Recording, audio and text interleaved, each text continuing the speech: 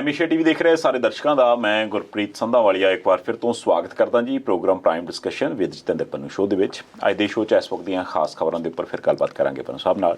ਪੰਨੂ ਸਾਹਿਬ ਬਹੁਤ ਬਹੁਤ ਸਵਾਗਤ ਜੀ। ਜੀ ਸ਼ੁਕਰ। ਪੰਨੂ ਸਾਹਿਬ ਇੱਕ ਵਾਰ ਫਿਰ ਤੋਂ ਬਜਟ ਆਇਆ, ਇੱਕ ਵਾਰ ਫਿਰ ਤੋਂ ਮੈਂ ਤਾਂ ਕਿਹਾ ਕਿਉਂਕਿ 2019 'ਚ ਇਸ ਤੋਂ ਪਹਿਲਾਂ ਵੀ ਇੱਕ ਅੰਤਰਿਮ ਬਜਟ ਜਿਹਾ ਆਇਆ ਸੀ, ਪਰ ਹੁਣ ਨਵੇਂ ਜਿਹੜੇ ਆਪਣੇ ਵਿੱਤ ਮੰਤਰੀ ਨੇ ਜੀ ਨਿਰਮਲਾ ਸੀਤਾਰਮਨ ਜੀ, ਉਹਨਾਂ ਨੇ ਬਜਟ ਪੇਸ਼ ਕੀਤਾ। ਓਵਰਆਲ ਜੇ ਇਸ ਬਜਟ ਨੂੰ ਦੇਖਣਾ ਹੋਵੇ ਤਾਂ ਤੁਸੀਂ ਕੀ ਕਹਿਣਾ ਚਾਹੋਗੇ? ਗੁਰਪ੍ਰੀਤ ਜੀ, ਜਿਹੜਾ ਚੋਣਾਂ ਦਾ ਸਾਲ ਹੁੰਦਾ ਉਹਦੇ 'ਚ ਹਰ ਵਾਰੀ ਦੋ ਬਜਟ ਹੀ ਪੇਸ਼ ਹੁੰਦੇ ਆ ਜੀ। ਪਹਿਲਾ ਬਜਟ ਅਸਲ 'ਚ ਬਜਟ ਨਹੀਂ ਹੁੰਦਾ, ਵੋਟ ਔਨ ਅਕਾਊਂਟ ਹੁੰਦਾ। ਉਹ ਪੇਸ਼ ਹੋਇਆ ਸੀ, ਉਦੋਂ ਬਹੁਤੇ ਵੱਡੇ ਐਲਾਨ ਨਹੀਂ ਸੀ ਕਰ ਸਕਦੇ ਜੀ, ਕਿਉਂਕਿ ਚੋਣਾਂ ਸਿਰ 'ਤੇ ਸੀ।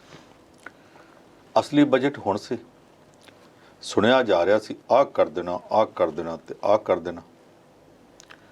ਜਦੋਂ ਉਹਨਾਂ ਨੇ ਪੇਸ਼ ਕੀਤਾ ਤੇ ਫਿਰ ਹਾਲਤ ਉਹ ਹੀ ਆ ਕਿ ਬਹੁਤ ਸ਼ੋਰ ਸੁਣਤੇ ਥੇ ਪਹਿਲੂ ਮੈਂ ਦਿਲ ਕਾ ਜੀ। ਜਦੋਂ ਚੀਰ ਕੇ ਵੇਖਿਆ ਤੇ ਵਿੱਚੋਂ ਖੂਨ ਦਾ ਕਤਰਾ ਹੀ ਇੱਕ ਨਿਕਲਿਆ। ਕੁਛ ਵੀ ਨਹੀਂ ਕੀਤਾ ਗਿਆ। ਇੱਦਾਂ ਲੱਗਦਾ ਕਿ ਜਿਵੇਂ ਅੰਕੜਿਆਂ ਦੀ ਜਾਦੂਗਰੀ ਕੀਤੀ ਗਈ। ਮੱਧ ਵਰਗ ਨੂੰ ਆਖਿਆ ਸੀ ਤੁਹਾਨੂੰ ਇਨਕਮ ਦੀਆਂ ਬਹੁਤ ਆਮਦਨ ਦੀਆਂ ਸਹੂਲਤਾਂ ਦੇ ਦਾਂਗੇ, ਟੈਕਸਾਂ 'ਚ ਛੋਟਾਂ ਹੋ ਜਾਣਗੀਆਂ। ਇਹੋ ਜਿਹੀ ਕੋਈ ਗੱਲ ਉਹਨਾਂ ਦੇ ਪੱਲੇ ਨਹੀਂ ਪਾਈ ਗਈ। ਇਹ ਆਖਿਆ ਗਿਆ ਔਰ ਚੰਗੀ ਗੱਲ ਆਖੀ ਗਈ ਆ ਜੀ ਕਿ ਜਿਹੜੇ ਦੁਕਾਨਦਾਰ ਨੇ ਇੱਕ ਖਾਸ ਉਮਰ ਤੋਂ ਬਾਅਦ ਉਹਨਾਂ ਨੂੰ ਪੈਨਸ਼ਨ ਮਿਲੇਗੀ ਜੀ। ਉਹਦੇ 'ਚ ਭਾਰਤ ਦੇ 3 ਕਰੋੜ ਲੋਕ ਆ ਜਾਣਗੇ ਜੀ। ਤੇ ਇਕੱਲੇ ਦੁਕਾਨਦਾਰ ਕਿਉਂ ਹੋਣਗੇ? ਫਿਰ ਕਿਸਾਨਾਂ ਦੀ ਵੀ ਲਾ ਦਿਓ। ਨਹੀਂ, ਪਰ ਦੁਕਾਨਦਾਰ ਸਿਰਫ 3 ਕਰੋੜ ਹੀ ਹੋਣਗੇ, ਇਹ ਵੀ ਸੋਚਣ ਵਾਲੀ ਗੱਲ ਹੈ ਜੀ। ਸ਼ਾਇਦ 3 ਕਰੋੜ ਹੀ ਹੋਣ। ਨਹੀਂ, ਪਰ ਜਿੱਦਣ ਉਹਨਾਂ ਮੰਨ ਲਓ ਐਲਾਨ ਕੀਤਾ, ਹਰੇਕ ਬੰਦੇ ਨੇ ਸੋਚਣਾ ਵੀ ਬਾਹਰਲੀ ਬੈਠਕ ਨੂੰ ਸ਼ਟਰ ਲਾ ਕੇ ਦੁਕਾਨ ਖੋਲ੍ਹ ਲੈਂਦੇ। ਉਹ ਖੋਲ੍ਹ ਲਓ ਤੁਸੀਂ ਤੇ ਅੱਛਾ, ਉਹਦੇ 'ਚ ਕਿਸਾਨਾਂ ਨੂੰ ਵੀ ਕਰ ਦੇਣਾ ਚਾਹੀਦਾ ਜੀ, ਰੇਹੜੀ ਵਾਲਿਆਂ ਨੂੰ ਵੀ ਕਰ ਦੇਣਾ ਚਾਹੀਦਾ, ਰਿਕਸ਼ੇ ਵਾਲਿਆਂ ਨੂੰ ਵੀ ਕਰ ਦੇਣਾ ਚਾਹੀਦਾ, ਜੀ। ਜਿੰਨੇ ਵੀ ਲੋਕ ਹੈ। ਟਰੱਕ ਡਰਾਈਵਰ ਦਾ ਵੀ ਆਖਣਾ ਚਾਹੀਦਾ ਕਿਉਂਕਿ ਉਹਦੀ ਆਮਦਨ ਦੁਕਾਨਦਾਰ ਨਾਲੋਂ ਵੱਧ ਤਾਂ ਨਹੀਂ ਹੁੰਦੀ ਜੀ।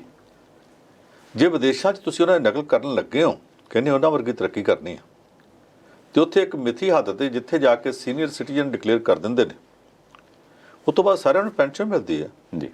ਸਾਰਿਆਂ ਦਾ ਇਲਾਜ ਫ੍ਰੀ ਹੋ ਜਾਂਦਾ, ਕਈ ਸਹੂਲਤਾਂ ਮਿਲਦੀਆਂ ਨੇ। ਕੁਝ ਦੇਸ਼ਾਂ ਵਿੱਚ ਤਾਂ ਚਿੱਠੀ ਪਾ ਕੇ ਆਪ ਹੀ ਪੁੱਛ ਲੈਂਦੇ ਆ ਕਿ ਤੇਰੀ ਇੰਨੀ ਉਮਰ ਹੋ ਗਈ ਆ, ਜੇ ਤੂੰ ਪਰਿਵਾਰ ਤੋਂ ਵੱਖਰਾ ਰਹਿਣਾ ਚਾਹਵੇਂ ਤਾਂ ਸਰਕਾਰ ਤੈਨੂੰ ਮਕਾਨ ਵੀ ਦੇ ਸਕਦੀ ਹੈ ਜੀ।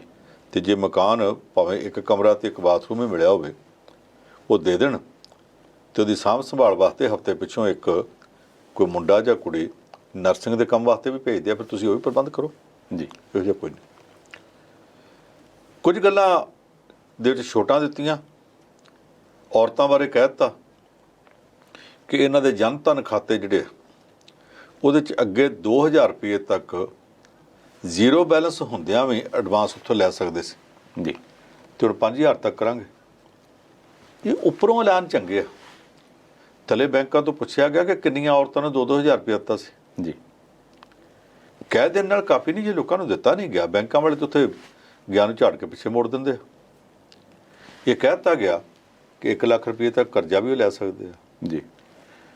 ਇੱਕ ਦੋ ਹੋਰ ਮਾਮਲਿਆਂ ਵਿੱਚ ਛੋਟਾਂ ਦਿੱਤੀਆਂ, ਪਰ ਜਿੰਨੀਆਂ ਕਿ ਇੱਧਰੋਂ ਛੋਟਾਂ ਦਿੱਤੀਆਂ ਉਹਨਾਂ ਕੁ ਪੈਟਰੋਲ ਡੀਜ਼ਲ ਦਾ ਭਾਅ ਵਧਾ ਕੇ ਤੇ ਇਹ ਪ੍ਰਬੰਧ ਕਰ ਲਿਆ ਕਿ ਅਸੀਂ ਅਖੀਰ ਤੇ ਜਾ ਕੇ ਆਪਣਾ ਬਜਟ ਜਿੰਨਾ ਕਿੱਧਰਲਾ ਘਾਟਾ ਉਹ ਦੂਸਰੇ ਪਾਸੇ ਉਹਨਾਂ ਨੂੰ ਕੁੰਡੀ ਲਾ ਕੇ ਤੇ ਪੂਰਾ ਕਰ ਲਈਏ। ਉਸ ਕੁੰਡੀ ਲਾਉਣ ਦੇ ਚੱਕਰ ਵਿੱਚ ਜਿਸ ਤਰ੍ਹਾਂ ਦੀ ਅੰਕੜਿਆਂ ਦੀ ਜਾਦੂਗਰੀ ਕੀਤੀ ਗਈ ਜੀ, ਉਹਦੇ 'ਚ ਇਹ ਵੀ ਗੱਲ ਬਾਹਰ ਆ ਗਈ ਕਿ ਪਿਛਲੇ ਸਾਲ ਸਰਕਾਰ ਜੋ ਕੁਝ ਕਹਿੰਦੀ ਸੀ ਕਿ ਸਾਨੂੰ ਤੇ GST ਦੇ ਵਿੱਚੋਂ ਇਸ ਟੈਕਸ ਦੇ ਨਾਲ ਹੀ ਬਹੁਤ ਕਮਾਈ ਹੋ ਜਾਣੀ ਹੈ, ਉਹ ਨਹੀਂ ਹੋਈ। ਨਹੀਂ, ਵਿਖਾਵਾ ਜ਼ਿਆਦਾ ਕਰਦੇ ਰਿਹਾ ਸੀ ਜੀ। ਹੁਣ ਉਹਦੇ ਵਿੱਚ ਵੀ ਢਿੱਲ ਦੇਣ ਦੀਆਂ ਗੱਲਾਂ ਚੱਲਦੀਆਂ ਪਈਆਂ ਨੇ।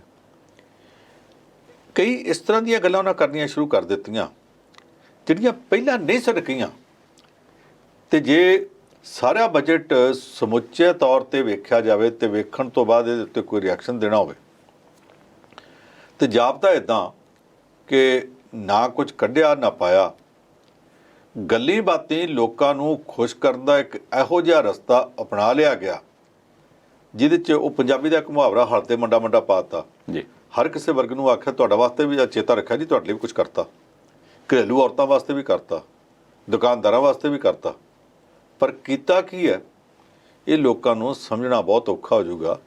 ਮੱਧ ਵਰਗ ਵਾਲੇ ਘੱਟੋ ਘੱਟ ਇਹ ਸਮਝਦੇ ਆ ਕਿ ਸਾਨੂੰ ਠੱਗਿਆ ਗਿਆ, ਚੋਣਾਂ ਵਿੱਚ ਲਾਰੇ ਬਹੁਤ ਲਾਏ ਗਏ ਸੀ, ਤੇ ਜਦੋਂ ਬਜਟ ਆਇਆ ਉਸ ਬਜਟ ਵਿੱਚ ਸਾਡੇ ਵਾਸਤੇ ਜਿਹੜੀ ਸੈਲਰੀ ਕਲਾਸ ਹੈ ਜੀ, ਜਿਨ੍ਹਾਂ ਦੀ ਤਨਖਾਹ ਵੱਧੀ ਰੁੱਧੀ ਹੁੰਦੀ ਹੈ, ਜਿਹੜੇ ਕਿਸੇ ਤਰੀਕੇ ਲੁਕਾ ਵੀ ਨਹੀਂ ਸਕਦੇ ਕਿਉਂਕਿ ਰਿਕਾਰਡ ਤੇ ਦਸਤਖਤ ਕਰਕੇ ਚੈੱਕ ਲਿਆ ਹੁੰਦਾ ਜਾਂ ਬੈਂਕ ਅਕਾਊਂਟ 'ਚ ਪੈਸੇ ਆਏ ਹੁੰਦੇ ਆ, ਉਹ ਸਮਝਦੇ ਜੀ ਸਾਡੇ ਵਾਸਤੇ ਕਿਸੇ ਕਿਸਮ ਦੀ ਕੋਈ ਛੋਟ ਨਹੀਂ ਦਿੱਤੀ ਗਈ, ਸਾਨੂੰ ਤਾਂ ਰਗੜ ਕੇ ਰੱਖ ਦਿੱਤਾ ਗਿਆ। ਜੀ ਪਰ ਸਾਹਿਬ, ਇੱਕ ਪ੍ਰਾਈਵੇਟਾਈਜੇਸ਼ਨ ਵਾਲੇ ਪਾਸੇ ਮੇਰੇ ਖਿਆਲ ਸਰਕਾਰ ਤੁਰ ਪਈ ਲੱਗਦੀ ਹੈ ਕਿ ਹੌਲੀ ਹੌਲੀ ਆਪਣੇ ਤੋਂ ਲੋਡ ਘਟਾਓ ਤੇ ਲੋਕਾਂ ਦਾ ਜਿਹੜਾ ਕੰਮ ਉਹ ਕੰਪਨੀ ਵਾਲੇ ਪਾਸੇ ਫਸਾ ਦਿਓ। ਇੱਕ ਮੇਰੇ ਖਿਆਲ ਨਾਲ ਜਿਹੜੀਆਂ ਫੋਰਨ ਇਨਵੈਸਟਮੈਂਟ ਨੇ ਉਹਨਾਂ ਨੂੰ ਵੀ ਮੇਰੇ ਖਿਆਲ ਹੁਣ ਤੱਕ ਖੁੱਲੀਆਂ ਛੋਟਾਂ ਦੇ ਦਿੱਤੀਆਂ ਕਿ ਤੁਸੀਂ ਆ ਕੇ ਇੱਧਰ ਕਾਰੋਬਾਰ ਕਰ ਸਕਦੇ ਹੋ। ਇਹਨੂੰ ਕਿਵੇਂ ਦੇਖਦੇ ਹੋ?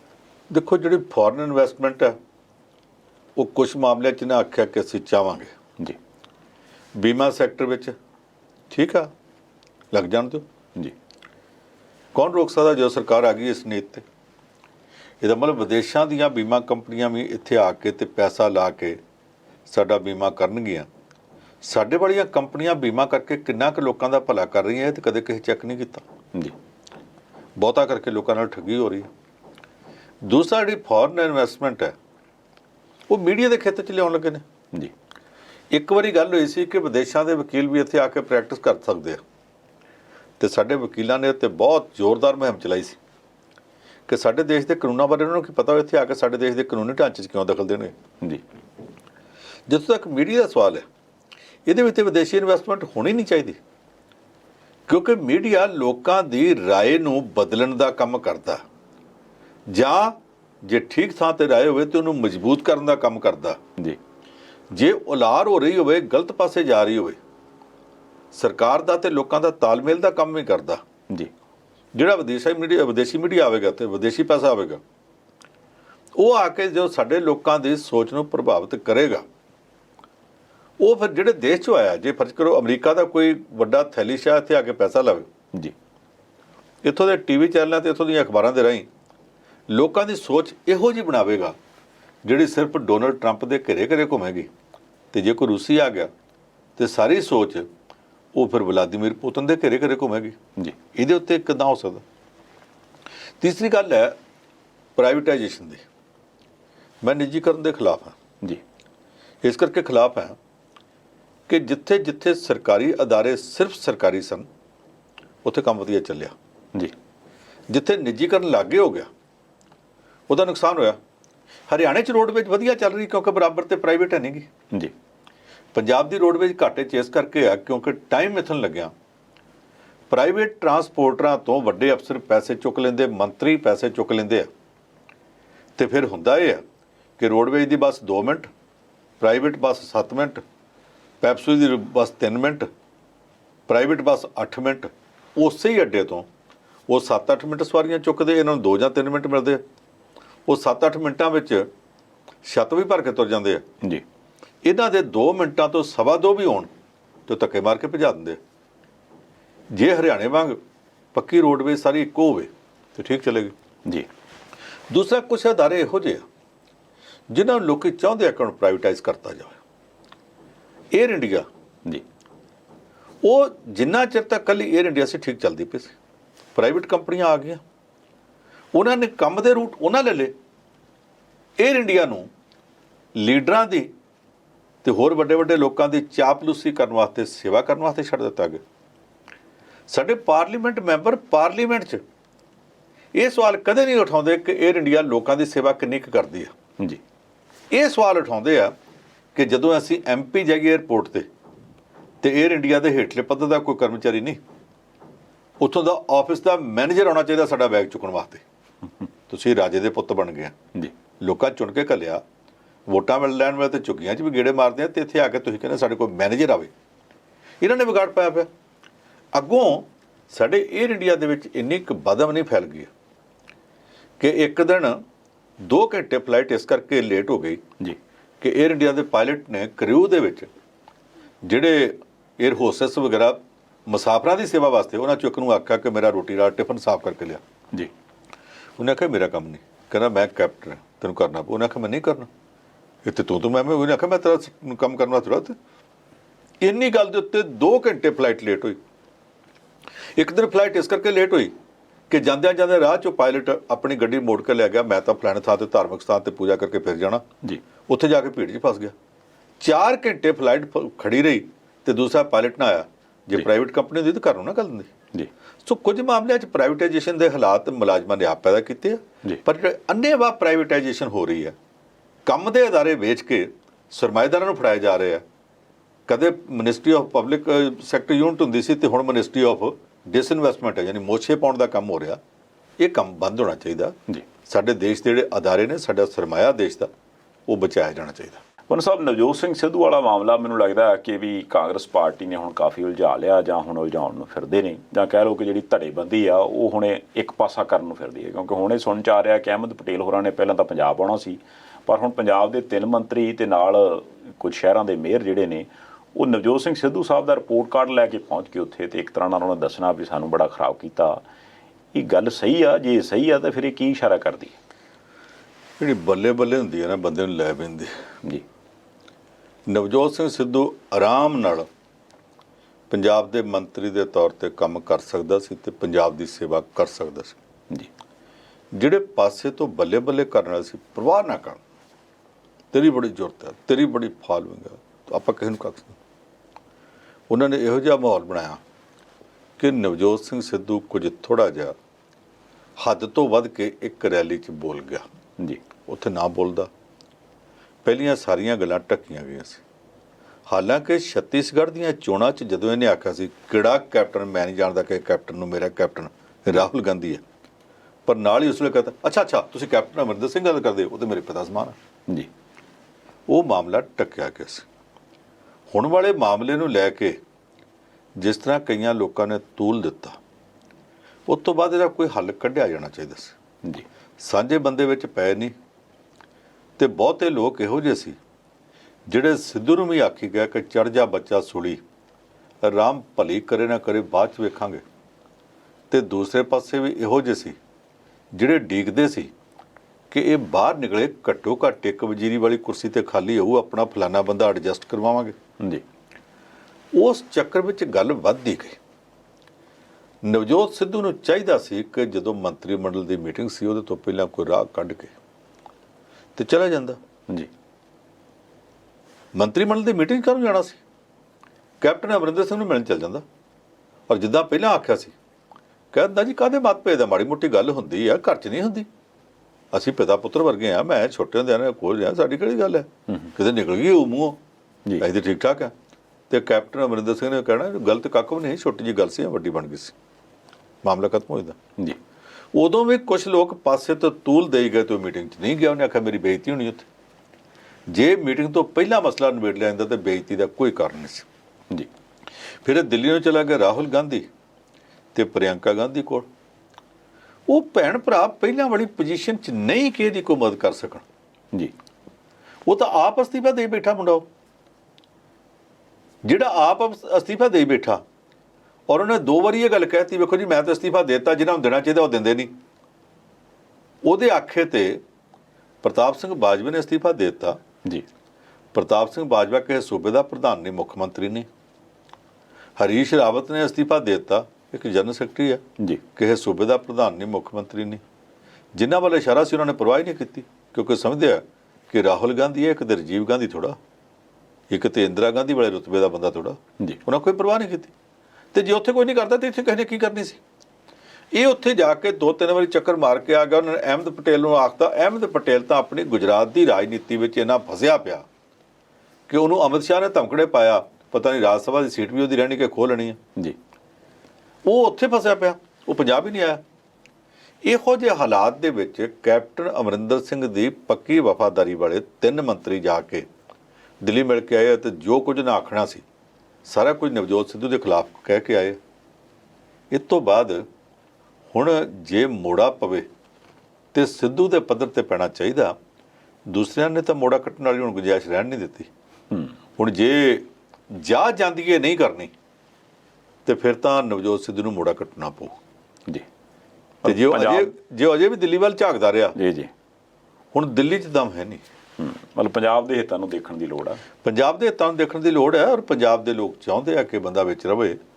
ਪਰ ਜੇ ਇਹ ਦਿੱਲੀ ਵੱਲ ਝਾਕਦਾ ਰਿਹਾ, ਦਿੱਲੀ 'ਚ ਦਮ ਹੈ ਨਹੀਂ। ਜੀ। ਅੱਛਾ, ਸਿੱਧੂ ਸਾਹਿਬ ਨੇ ਕਰਤਾਰਪੁਰ ਲਾਂਘੇ ਦੀ ਸ਼ੁਰੂਆਤ ਕਰਾਈ ਸੀ ਤੇ ਚਲੋ ਹੁਣ ਤਾਂ ਖੈਰ ਉਹ ਸੀਨ 'ਚੋਂ ਹੀ ਬਾਹਰ ਨੇ, ਪਰ ਕਰਤਾਰਪੁਰ ਲਾਂਘੇ ਬਾਰੇ ਕੁਝ ਸਮਝ ਨਹੀਂ ਆਉਂਦੀ ਜੀ। ਕਦੀ ਇੱਕ ਬਿਆਨ ਆਉਂਦਾ ਜੀ ਬਸ ਸਾਰਾ ਕੁਝ ਬਹੁਤ ਵਧੀਆ, ਬੱਲੇ ਬੱਲੇ ਠੀਕ ਹੈ ਜੀ ਕੰਮ। ਕਦੀ ਪ੍ਰੈਸ ਕਾਨਫਰੰਸ ਵਿਰੋਧੀ ਧਿਰ ਵੱਲੋਂ ਸਰਦਾਰ ਸੁਖਬੀਰ ਸਿੰਘ ਬਾਦਲ ਸਾਹਿਬ ਕਰ ਦਿੰਦੇ, ਉਹ ਕਹਿੰਦੇ ਕੀਤਾ ਹੀ ਕੱਖ ਨਹੀਂ, ਉਹਨਾਂ ਪੁਲ ਅਸੀਂ ਬਣਾ ਦਿੰਦੇ, ਪੁੱਛੋ ਇਹਨਾਂ ਨੂੰ। ਹੁਣ ਡਾਕਟਰ ਰੂਪ ਸਿੰਘ ਹੋਰੀ ਆਏ, ਉਹ ਸਕੱਤਰ ਸ਼੍ਰੋਮਣੀ ਕਮੇਟੀ ਵਾਲੇ, ਉਹ ਕਹਿੰਦੇ ਵੀ ਨਹੀਂ ਉੱਧਰੋਂ ਬੱਲੇ ਬੱਲੇ ਆਈ, ਸਭ ਕੁਝ ਸੈੱਟ ਆ। ਅਸਲ ਕਹਾਣੀ ਕੀ ਜਾਪਦਾ ਤੁਹਾਨੂੰ? ਕਰਤਾਰਪੁਰ ਲਾਂਘੇ ਦਾ ਜਦੋਂ ਵੀ ਜ਼ਿਕਰ ਆਇਆ ਕਰੋ, ਉਹਦੇ ਵਿੱਚ ਦੋ ਗੱਲਾਂ ਸ਼ਾਮਲ ਹੋਇਆ ਕਰਨੀਆਂ ਜੀ। ਪਹਿਲੀ ਇਹ ਕਿ ਕਈ ਸਾਲਾਂ ਤੱਕ ਲਗਾਤਾਰ ਇੱਕ ਬੁੱਢਾ ਜਥੇਦਾਰ ਹਰ ਮਹੀਨੇ ਸੰਗਰਾਂਦ ਵਾਲੇ ਦਿਨ ਉੱਥੇ ਜਾ ਕੇ ਅਰਦਾਸ ਕਰਦਾ ਸੀ, ਬਾਬਾ ਨਾਨਕਾ ਤੇਰੇ ਘਰ ਆਉਣ ਨੂੰ ਦਿਲ ਕਰਦਾ, ਲਾਂਘਾ ਦਵਾ ਦੇ। ਉਹਦਾ ਨਾਂ ਕੁਲਦੀਪ ਸਿੰਘ ਵਡਾਲਾ ਸੀ ਜੀ। ਜਦੋਂ ਵਡਾਲਾ ਨਹੀਂ ਰਿਹਾ ਉਦੋਂ ਲਾਂਘਾ ਖੁੱਲ੍ਹਣ ਲੱਗਾ, ਪਰ ਜ਼ਿਕਰ ਉਹਦਾ ਆਉਣਾ ਕਿਉਂਕਿ ਸਭ ਤੋਂ ਲੰਮਾ ਸਮਾਂ ਮੰਗ ਉਹਨੇ ਚੁੱਕੀ ਸੀ, ਉਹ ਚੁੱਕਦਾ ਰਿਹਾ। ਦੂਜਾ ਜ਼ਿਕਰ ਆਵੇਗਾ ਕਿ ਇਮਰਾਨ ਖਾਨ ਪ੍ਰਧਾਨ ਮੰਤਰੀ ਬਣਨ ਲੱਗਾ ਸੀ ਤੇ ਉਹਨੇ ਆਪਣੇ ਯਾਰ ਨੂੰ ਸੱਦ ਲਿਆ, ਨਵਜੋਤ ਸਿੱਧੂ ਨੂੰ, ਤੇ ਇਹ ਉੱਥੇ ਗਿਆ ਤੇ ਉਹਨਾਂ ਨੇ ਬਹੁਤ ਵਧੀਆ ਪੇਸ਼ਕਸ਼ ਕਰਤੀ ਕਿ ਇਹ ਲਾਂਘਾ ਦੇਣ ਨੂੰ ਤਿਆਰ ਹੈ ਜੀ। ਤੇ ਲੈ ਕੇ ਆ ਗਿਆ ਤੇ ਇਹਨੇ ਆ ਕੇ ਕਹਿਤਾ ਜੀ ਬਿਨ ਮੰਗੇ ਮੋਤੀ ਮਿਲੇ, ਮੰਗੇ ਮਿਲੇ ਦਾ ਭੀਖ, ਮੈਂ ਤਾਂ ਮੰਗਿਆ ਨਹੀਂ ਸੀ, ਉਹਨਾਂ ਨੇ ਆਪੇ ਕਹਿਤਾ ਲਾਂਘਾ ਦੇ ਦਿਓ। ਮੈਂ ਕਿਹਾ ਜੀ ਧੰਨਵਾਦ, ਮੈਂ ਲੈ ਆਇਆ। ਇਹ ਜ਼ਿਕਰ ਆਉਂਦਾ ਰਹਿਣਾ। ਹੁਣ ਉਹਦੇ ਤੋਂ ਸਵਾਲ ਅੱਗੇ ਆਉਂਦਾ ਕਿ ਗੁਰੂ ਨਾਨਕ ਸਾਹਿਬ ਦਾ 550ਵਾਂ ਗੁਰਪੁਰਬ ਆ ਰਿਹਾ, ਪ੍ਰਕਾਸ਼ ਉਤਸਵ ਆ ਰਿਹਾ, ਉਸ ਦਿਨ ਤੱਕ ਇਹ ਲਾਂਘਾ ਚੱਲ ਪਊ ਕਿ ਨਹੀਂ ਚੱਲੂ? ਇਹਦੇ ਉੱਤੇ ਕਈ ਅੜਚਣਾਂ ਸਨ ਜੀ। ਪਹਿਲਾਂ ਜ਼ਮੀਨ ਪ੍ਰਾਪਤੀ ਦੀ ਅੜਚਣ ਸੀ, ਫਿਰ ਕਿਸਾਨਾਂ ਨਾਲ ਸਮਝੌਤਾ ਹੋ ਗਿਆ, ਫਿਰ ਕੇਂਦਰ ਤੇ ਪੰਜਾਬ ਸਰਕਾਰ ਦੇ ਵਿੱਚ ਫੰਡਾਂ ਦੀ ਹੋਰ ਕਈਆਂ ਗੱਲਾਂ ਦੀ ਅੜਚਣ ਸੀ, ਕਹਿੰਦੇ ਸੀ ਕੁਝ ਹੱਲ ਨਿਕਲਿਆ। ਫਿਰ ਇੱਕ ਮੰਦਿਰ ਦੀ ਸਮੱਸਿਆ ਆ ਗਈ, ਮੰਦਿਰ ਵਾਲਿਆਂ ਨਾਲ ਗੱਲ ਹੋ ਗਈ ਕਿ ਸਰੋਵਰ ਦੀ ਕੰਧ ਦਾ ਇੱਕ ਹਿੱਸਾ ਤੁਸੀਂ ਲੈ ਲਓ, ਪਰ ਮੂਰਤੀਆਂ ਵਾਲਾ ਪਾਸਾ ਨਾ ਛੇੜਿਓ, ਉੱਥੋਂ ਵੀ ਰਾਹ ਨਿਕਲਿਆ ਜੀ। ਹੁਣ ਇੱਕ ਦਿਨ ਖਬਰ ਆਉਂਦੀ ਹੈ ਜੀ ਪਾਕਿਸਤਾਨ ਨੇ ਕੀਤਾ ਕੁਛ ਨਹੀਂ, ਡਰਾਮੇਬਾਜ਼ੀ ਕਰਦਾ। ਦੂਸਰੇ ਦਿਨ ਖਬਰ ਆਉਂਦੀ ਹੈ ਕਿ ਪਾਕਿਸਤਾਨ ਨੇ ਸਭ ਕੁਝ ਕਰਤਾ, ਭਾਰਤ ਨੇ ਕੁਛ ਨਹੀਂ ਕੀਤਾ। ਇੱਕ ਦਿਨ ਖਬਰ ਦਿੱਲੀ ਵਾਲੇ ਕਹਿੰਦੇ ਆ ਕਿ ਪਾਕਿਸਤਾਨ ਡਰਾਮੇਬਾਜ਼ੀ ਕਰਦਾ, ਪੰਜਾਬ ਦੇ ਵਿੱਚੋਂ ਸੁਖਬੀਰ ਸਿੰਘ ਬਾਦਲ ਕਹਿੰਦਾ ਕਿ ਪਾਕਿਸਤਾਨ ਡਰਾਮੇਬਾਜ਼ੀ ਕਰਦਾ। ਦੂਜੇ ਦਿਨ ਸ਼੍ਰੋਮਣੀ ਕਮੇਟੀ ਦਾ ਜਥਾ ਪਾਕਿਸਤਾਨ ਤੋਂ ਮੁੜਦਾ ਤੇ ਸ਼੍ਰੋਮਣੀ ਕਮੇਟੀ ਦਾ ਚੀਫ ਸੈਕਟਰੀ, ਅੱਜ ਕੱਲ੍ਹ ਹੁਣ ਤੱਕ ਤਾਂ ਸੈਕਟਰੀ ਇਕੱਲੇ ਹੁੰਦੇ ਸੀ, ਹੁਣ ਇੱਕ ਚੀਫ ਸੈਕਟਰੀ ਦਾ ਰੈਂਕ ਬਣ ਗਿਆ। ਉਹ ਚੀਫ ਸੈਕਟਰੀ ਆ ਕੇ ਚੀਫ ਸੈਕਟਰੀ ਵਾਲਾ ਬਿਆਨ ਛੱਡ ਦਿੰਦਾ ਕਿ ਉਹਦੇ ਤੇ ਸਭ ਕੁਝ ਬਹੁਤ ਸੋਹਣਾ ਹੋ ਗਿਆ, ਬਹੁਤ ਕਮਾਲ ਹੋ ਗਿਆ। ਉਹ ਤਾਂ ਪਾਕਿਸਤਾਨ ਦੀ ਸਿਫਤਾਂ ਕਰੀ ਜਾ ਰਿਹਾ ਜੀ। ਪਤਾ ਨਹੀਂ ਜ਼ਿਆਦਾ ਹੀ ਆਦਰ ਮਾਣ ਕੀਤਾ ਜਾਪਦਾ। ਤੇ ਚੀਫ ਸੈਕਟਰੀ ਰਹਿਣਾ ਕਿ ਨਹੀਂ ਰਹਿਣਾ ਇਹ ਤਾਂ ਸੁਖਬੀਰ ਸਿੰਘ ਬਾਦਲ ਨੇ ਤੈਅ ਕਰਨਾ ਨਾ ਜੀ। ਤੇ ਜੇ ਸੁਖਬੀਰ ਸਿੰਘ ਬਾਦਲ ਤੋਂ ਉਲਟੇ ਬਿਆਨ ਇੱਦਾਂ ਹੀ ਦਿੰਦਾ ਰਿਹਾ, ਫਿਰ ਚੀਫ ਸੈਕਟਰੀ ਦੇ ਨਾਲ ਦੋ ਅੱਖਰ ਜਿਹੜੇ ਸ਼ੁਰੂ 'ਚ ਈ ਤੇ ਐਕਸ ਲੱਗਣ ਲੱਗਾ, ਕੋਈ ਬਹੁਤਾ ਚਿਰ ਥੋੜ੍ਹਾ ਲੱਗਦਾ। Ex chief secretary. ਅੱਛਾ, ਨਹੀਂ ਪਰ ਤੁਹਾਨੂੰ ਲੱਗਦਾ ਹੈ ਕਿ ਵੀ ਅਜੇ ਸਰ ਗੱਲਾਂ ਦੇ ਕੜਾਹ ਹੀ ਹੈ ਕੁੱਲ ਮਿਲਾ ਕੇ, ਪਰ ਉਹਨਾਂ ਦਾ 8 ਤਰੀਕ ਮਿਤੀ ਹੈ ਜੀ, 8 ਨਵੰਬਰ। 8 ਨਵੰਬਰ ਅਜੇ ਬੜੀ ਦੂਰ ਆ, ਅਜੇ 8 ਜੁਲਾਈ ਨਹੀਂ ਆਈ, ਜੀ। ਫਿਰ 8 ਅਗਸਤ, 8 ਸਤੰਬਰ, 8 ਅਕਤੂਬਰ, 8 ਨਵੰਬਰ, 4 ਮਹੀਨੇ ਪਏ। ਚਲੋ ਆਖਰੀ ਸਵਾਲ 500 ਮੈਂ ਪੁੱਛਣਾ ਚਾਹੁੰਦਾ, ਕਸ਼ਮੀਰ ਦੇ ਲੀਡਰਾਂ ਬਾਰੇ ਹੁਣ ਇੱਕ ਗੱਲ ਨਿਕਲਦੀ ਪਈ ਹੈ ਕਿ ਵੀ ਆਪ ਤੋਂ ਕਸ਼ਮੀਰ ਦੇ ਜਿਹੜੇ ਜਵਾਕ ਨੇ ਉਹਨਾਂ ਨੂੰ ਕਲਮ ਖੋ ਕੇ ਤੇ ਹੱਥ 'ਚ ਪੱਥਰ ਫੜਾਉਂਦੇ ਆ ਤੇ ਆਪਣੇ ਨਿਆਣੇ ਉਹਨਾਂ ਦੇ ਕਹਿੰਦੇ ਬਾਹਰਲੇ ਮੁਲਕਾਂ 'ਚ ਪੜ੍ਹਦੇ ਆ। ਸਭ ਤੋਂ ਵੱਧ ਅੱਗ ਉਗਲਛਣ ਵਾਲੀ ਉਹਨਾਂ ਦੀ ਲੀਡਰ ਹੈ ਆਸੀਆ ਅੰਦਰਾਬੀ ਜੀ। ਉਹਦਾ ਇੱਕ ਮੁੰਡਾ ਸਾਊਦੀ ਅਰਬ 'ਚ ਕਾਰੋਬਾਰ ਕਰ ਰਿਹਾ, ਦੂਸਰਾ ਆਸਟ੍ਰੇਲੀਆ 'ਚ ਬੈਠਾ ਪੜ੍ਹਾਈ ਕਰ ਰਿਹਾ। ਸੈਯਦ ਅਲੀ ਸ਼ਾਹ ਗਿਲਾਨੀ ਦਾ ਮੁੰਡਾ ਪਾਕਿਸਤਾਨ 'ਚ MBBS ਕਰ ਰਿਹਾ ਜੀ। ਇਹਨੂੰ ਛੱਡੋ, ਬਾਕੀ ਦੇ ਵੀ ਜਿੰਨੇ ਉਹਨਾਂ 'ਚੋਂ ਕਿਸੇ ਦਾ ਸਾਊਦੀ ਅਰਬ 'ਚ, ਕਿਸੇ ਦਾ ਆਸਟ੍ਰੇਲੀਆ 'ਚ। ਸਾਰੇ ਲੀਡਰਾਂ ਨੇ ਆਪਣੇ ਬੱਚੇ ਬਾਹਰ ਭੇਜੇ, ਬੇਗਾਨੇ ਬੱਚਿਆਂ ਨੂੰ 100 ਰੁਪਇਆ ਦੇ ਕੇ ਭੇਜਿਆ ਜਾਂਦਾ ਕਿ ਜਾਓ ਤੁਸੀਂ BSF, CRP ਤੇ ਆਰਮੀ ਦੇ ਉੱਤੇ ਪੱਥਰਬਾਜ਼ੀ ਕਰੋ ਜੀ। ਇੱਕ ਵਿਦੇਸ਼ੀ ਪੱਤਰਕਾਰ ਨੇ ਜਾ ਕੇ ਰਿਪੋਰਟ ਲਾਈ ਸੀ ਕਿ ਮੈਂ ਸਕੂਲ 'ਚ ਗਿਆ, ਉੱਥੇ ਟੀਚਰ ਬੈਠੇ ਸੀ, ਮੈਂ ਕਿਹਾ ਵੀ ਬੱਚੇ, ਕਹਿੰਦੇ ਜੀ ਬੱਚੇ ਪੱਥਰ ਮਾਰਨ ਗਏ। ਫਿਰ ਕਿਉਂ? ਕਹਿੰਦੇ 100 ਰੁਪਇਆ ਦਿਹਾੜੀ ਮਿਲਦੀ ਹੈ ਜੀ। ਜਿੱਥੇ ਅੱਜ ਕੱਲ੍ਹ ਰਾਤ ਦਿਨ ਗੋਲੀ ਚੱਲਦੀ ਹੈ, ਹੋਰ ਕੋਈ ਕਾਰੋਬਾਰ ਨਹੀਂ, ਲੋਕਾਂ ਰੋਟੀ ਖਾਣ ਵਾਸਤੇ 100 ਰੁਪਇਆ ਮਿਲਦਾ ਹੋਵੇ ਤੇ ਉਹ ਵੀ ਬਹੁਤ ਹੈ। ਤੇ ਪੱਥਰਬਾਜ਼ੀ ਕਰਦੇ ਹੋ, ਗੋਲੀ ਖਾ ਕੇ ਮਰ ਵੀ ਸਕਦੇ, ਅੱਗੋਂ ਗੋਲੀ ਵੀ ਵੱਜ ਸਕਦੀ ਹੈ ਜੀ। ਬੇਗਾਨੇ ਪੁੱਤਰਾਂ ਨੂੰ ਇਸ ਕਰ ਇੱਕ ਬੁਰਹਾਨ ਵਾਨੀ ਮੁੰਡਾ ਸੀ, ਬਾਪ ਉਹਦਾ ਟੀਚਰ ਸੀ, ਬੜਾ ਹੋਣਹਾਰ, ਬੜਾ ਸਿਆਣਾ ਮੁੰਡਾ ਸੀ। ਇਹਨਾਂ ਨੇ ਵਰਗਲਾ ਕੇ ਅੱਤਵਾਦੀ ਬਣਾ ਲਿਆ, ਕਮਾਂਡਰ ਬਣਾ ਦਿੱਤਾ, ਨਵਾਜ਼ ਸ਼ਰੀਫ ਨੂੰ ਬਣਾ ਦਿੱਤਾ। ਉਹਦੇ ਮਰੇ ਤੇ ਨਵਾਜ਼ ਸ਼ਰੀਫ ਨੇ 2 ਦਿਨ ਦਾ ਸੋਗ ਵੀ ਮਨਾ ਦਿੱਤਾ, ਪਰ ਬੇਗਾਨਾ ਪੁੱਤ ਸੀ, ਟੀਚਰ ਦਾ ਪੁੱਤ ਸੀ ਨਾ ਜੀ, ਤਾਂ ਮਰਵਾ ਦਿੱਤਾ। ਸੈਯਦ ਅਲੀ ਸ਼ਾਹ ਗਿਲਾਨੀ ਦਾ ਪੁੱਤਰ ਕਿਉਂ ਨਹੀਂ ਮਰਿਆ? ਆਸੀਆ ਅੰਦਰਾਬੀ ਦੇ ਪਰਿਵਾਰ ਦਾ ਕੋਈ ਜੀ ਕਿਉਂ ਨਹੀਂ ਮਰਿਆ? ਜੀ। ਇਹ ਜਿੰਨੀ ਵਾਰ ਵੀ ਹੁੰਦਾ, ਬੇਗਾਨੇ ਪੁੱਤਰਾਂ ਦੇ ਸਿਰ ਦੇ ਉੱਤੇ ਰਾਜਨੀਤੀ ਕਿਉਂ ਕੀਤੀ ਜਾਂਦੀ ਹੈ? ਕਸ਼ਮੀਰੀ ਲੋਕਾਂ ਨੂੰ ਇਹ ਸਮਝਣਾ ਚਾਹੀਦਾ, ਜਿੱਥੇ ਵੀ ਕਿਤੇ ਹਿੰਦੁਸਤਾਨ ਦੇ ਕਿਸੇ ਵੀ ਸੂਬੇ 'ਚ ਰਾਜਨੀਤੀ ਹੋਈ ਹੈ, ਜਿੱਥੇ ਰਾਜਨੀਤੀ ਵੱਧ ਕੇ ਫੋਰਸਾਂ ਨਾਲ ਟੱਕਰ ਦੀ ਰਾਜਨੀਤੀ ਬਣਦੀ ਹੈ। ਹਰ ਉਸ ਸੂਬੇ ਦੇ ਵਿੱਚ ਇਹੋ ਤਜਰਬਾ ਕਿ ਜਿਹੜੇ ਲੀਡਰ ਹੈ ਜੀ ਉਹ ਆਪਣੇ ਬੱਚਿਆਂ ਨੂੰ ਬਾਹਰ ਭੇਜ ਦਿੰਦੇ ਆ। ਕੋਈ ਅਮਰੀਕਾ ਭੇਜ ਦਿੰਦਾ, ਕੋਈ ਇੰਗਲੈਂਡ ਭੇਜ ਦਿੰਦਾ, ਕੋਈ ਆਸਟ੍ਰੇਲੀਆ, ਜਰਮਨੀ ਤੇ ਫਰਾਂਸ ਭੇਜ ਦਿੰਦਾ। ਤੇ ਜਦੋਂ ਸਾਰਾ ਕੁਝ ਸ਼ਾਂਤ ਹੋ ਜਾਂਦਾ ਫਿਰ ਉਹਨਾਂ ਨੂੰ ਸੱਦ ਕੇ ਰਾਤੋਂ ਰਾਤ ਲੀਡਰ ਬਣਾ ਦਿੰਦੇ। ਇਹ ਆਮ ਸਾਡੇ ਭਾਰਤ ਦੀਆਂ ਸਿਆਸੀ ਪਾਰਟੀਆਂ 'ਚ ਤੇ ਹੈਗਾ ਹੀ ਹੈਗਾ।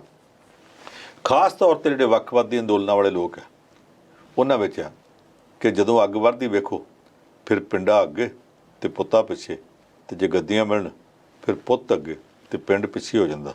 ਜੀ ਜਦ ਤੱਕ ਕਸ਼ਮੀਰ ਦੇ ਲੋਕ ਆਪਣੇ ਲੀਡਰਾਂ ਦੀ ਇਸ ਮਾਨਸਿਕਤਾ ਨੂੰ ਨਹੀਂ ਸਮਝ ਲੈਂਦੇ, ਜੀ ਜਦ ਤੱਕ ਉਹ ਇਹ ਨਹੀਂ ਜਾਣ ਲੈਂਦੇ ਕਿ ਇਹ ਸਾਡੇ ਪੁੱਤਰਾਂ ਦੇ ਮੋਢੇ ਤੇ ਰੱਖ ਕੇ ਗੋਲੀ ਚਲਾਉਂਦੇ ਆ, ਸਾਡੇ ਪੁੱਤਰਾਂ ਨੂੰ ਢਾਲ ਵਾਂਗ ਵਰਤਦੇ ਆ, ਉਹਨਾਂ ਨੂੰ ਮਰਵਾਉਣਾ ਚਾਹੁੰਦੇ ਆ, ਜੀ ਜਦ ਤੱਕ ਕਸ਼ਮੀਰੀ ਲੋਕ ਆਪਣੇ ਬੱਚਿਆਂ ਦਾ ਹਿੱਤ ਨਹੀਂ ਸੋਚਣਾ ਸ਼ੁਰੂ ਕਰਦੇ, ਉਹਨਾਂ ਚਿਰ ਤੱਕ ਕਸ਼ਮੀਰ ਦੀ ਸਮੱਸਿਆ ਹੱਲ ਨਹੀਂ ਹੋ ਸਕਦੀ। ਜੀ ਹੁਣ ਸਾਹਿਬ ਤੁਸੀਂ ਸਮਾਂ ਕੱਢਿਆ, ਗੱਲਾਂ ਸਾਂਝੀਆਂ ਕੀਤੀਆਂ, ਬਹੁਤ ਧੰਨਵਾਦ ਜੀ।